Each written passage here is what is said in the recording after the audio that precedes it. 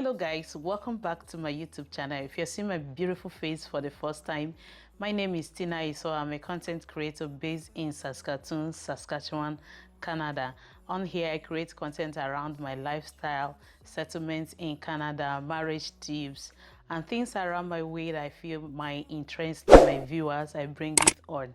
If you're not subscribed to this channel, please consider clicking on the red subscribe button and join this amazing family. Turn on your notification bell so that whenever I put out any content, you will not miss it. So today let's talk about, I think this is a warning or more like a signal, something to an awareness, something to tell people who are yet to arrive here.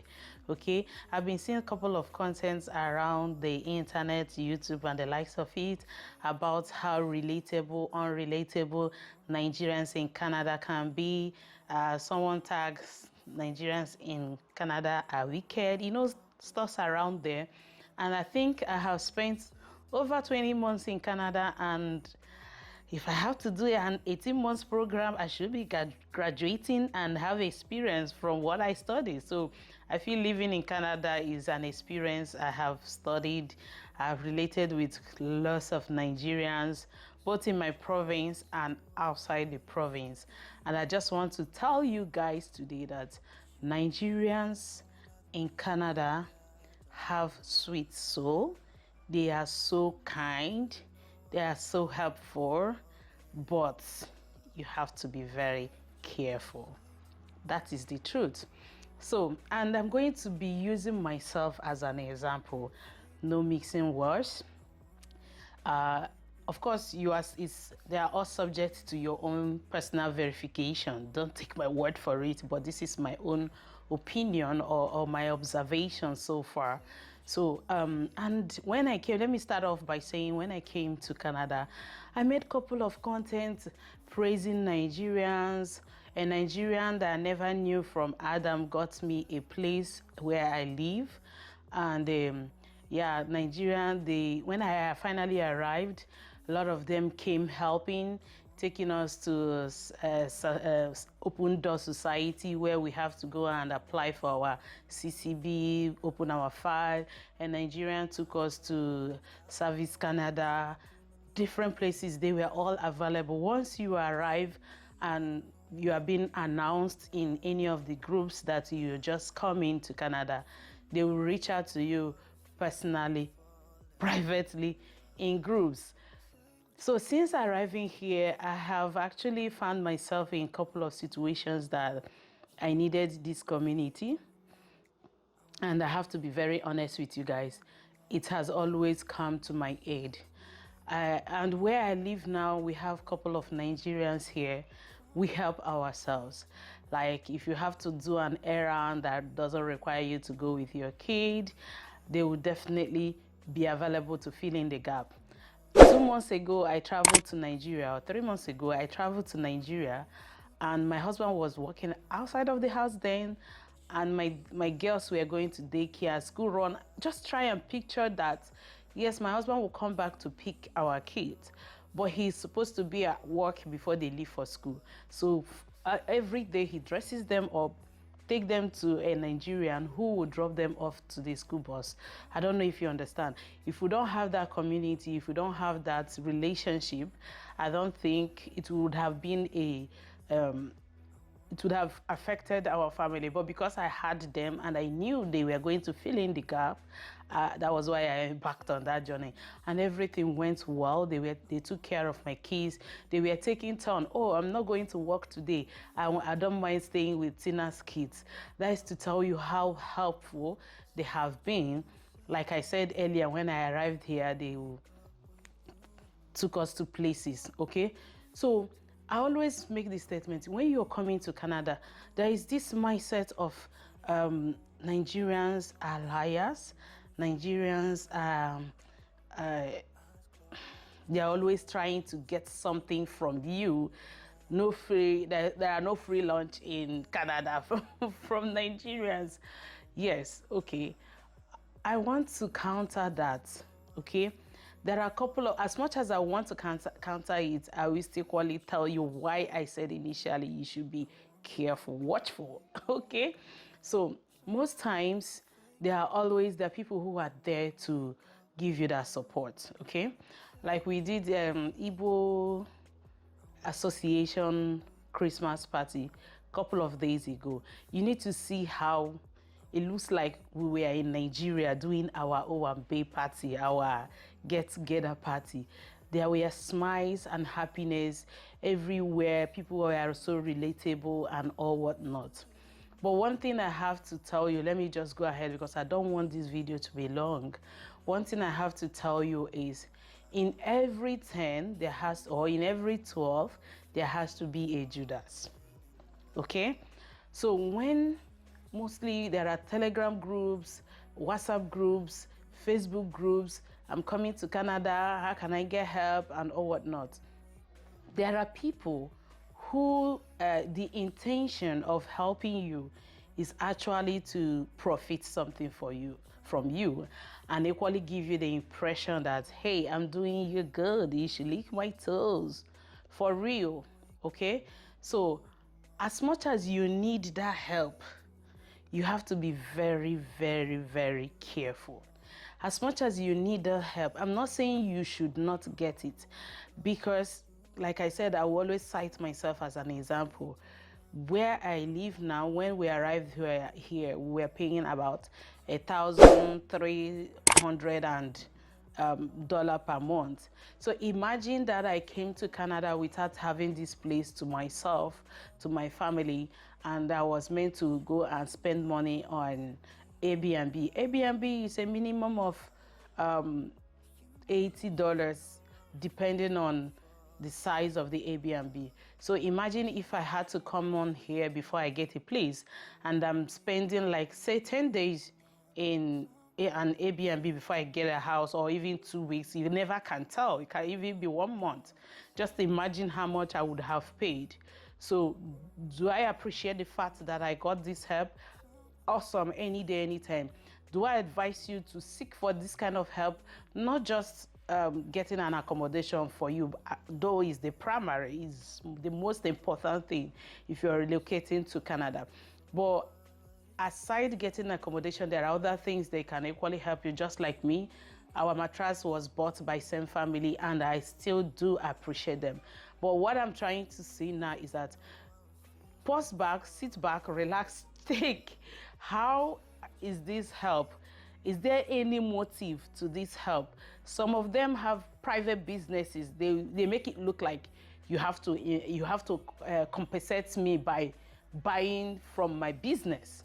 Some of them have not just, there's nothing wrong with saying that you have to patronize them if you so wish, but they make it look like you have no option.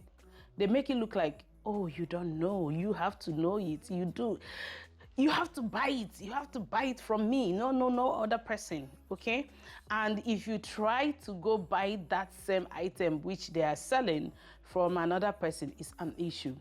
So what am I trying to say here? As much as, of course, I know there are Nigerians who are in Canada who will watch this video and who are probably doing this, I'm coming from a clear point. I'm coming from an honest state.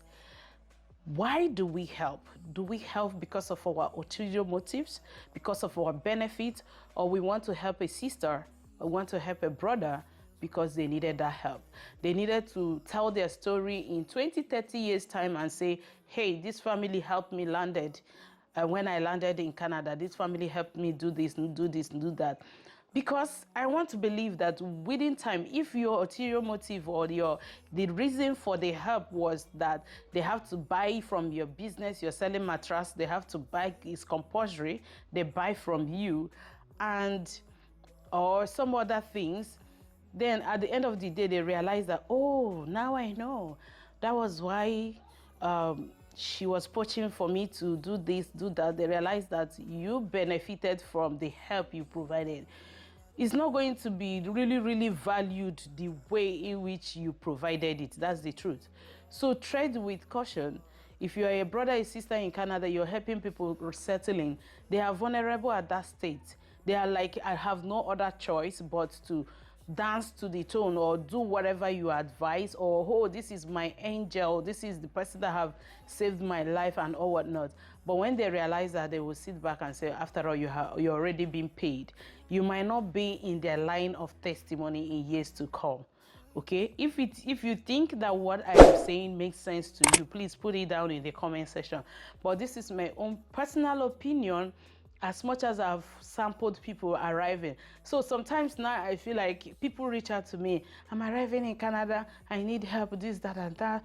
And I was like, how can I help? I know it's not easy to even pick up your phone, call a rental service people or whatsoever, and be on the phone for 5 minutes. You are always thinking, every Nigerian in Canada is always thinking, what do I do to make money in the next 5 minutes? So if they are devoting or crediting that 5 minutes to you, it is worth appreciating, okay? It is worth appreciating, but don't try to eat your cake now and forget about the testimony of tomorrow. Be open-minded. Even in the groups where I belong, I know sometimes people come in, they say, hey, I'm stranded. I need a mattress. I need kitchen utensils and all whatnot. Nigerians go ahead to provide it. In the group, they will say, okay, I have this box of clothes. I have this microwave. I'm no longer using it. I got another. Is there any family that wants it? Nigerians in Canada are helping each other. It's like a community that we can't live without each other. Like if I want to buy anything now, the first place I go to ask question, or the first place I go to ask questions in either of the groups. I want to buy this. Is there anyone selling it? My daughter just did a birthday. It was in the group. I just searched cake and I saw a couple of Nigerians. I chatted and of course, I patronize their business. It's just to helping ourselves. There are other people, nationalities, who are doing far better than what we are doing without attaching a benefit to it. That is my point. When you help from the sincerity of your heart without attaching benefits. The benefit I'm making reference to here is not the arms that you open, give it to me. There are other things that I cannot say here. I don't know if I say it, they are going to come for me, but that's the truth. Help because it is godly to help. Help because it is right to help. Help because it is in your state to help. Help because if you do, that God will reward you. Not because you want to help, because you want to get your benefit from that same person, from that source immediately. If not, that means the person is ungrateful. That means that person is not appreciative of what you did. That means that, you guys understand what I'm trying to say here. So, would I still love to, if I were to be in Nigeria and I have the experience I have now in Canada, back Canada prior to coming, will I still access Nigerians' help? Yes. Will I still give help? Yes, I will still give help, okay? I know I have assisted Nigerians, not just here in Saskatoon, arriving to their destination. Oh, I'm coming to Winnipeg. I don't know anybody in Winnipeg. How can you be of help? I get someone I know there. Please help this person settle in. Add this person to the group. So these are the ways I have actually been helping Nigerians. If I were to be in Nigeria, will I still access this help? I will, but I will try to spell it out that you are helping me for a benefit that I should pay you in cash, or that I should be obligated to you forever in life. There are two different things. So let's spell it out. Nigerians in Canada are sweet soul, very helpful, very accommodating, very ready to help. But the idea of I am helping so that I get this from you, we should try to take that off our mind in order to be blessed by God above. Okay, thank you so much. If you have not subscribed to this channel, please click on that red subscribe button and join this amazing family. Turn on the notification bell so that whenever I upload any video, you get notified, and smash the like button for me. And I will see you all next time in my next video. I remain your beautiful and adorable friend and sister, Tina Isoa, from Saskatoon, Saskatchewan, Canada.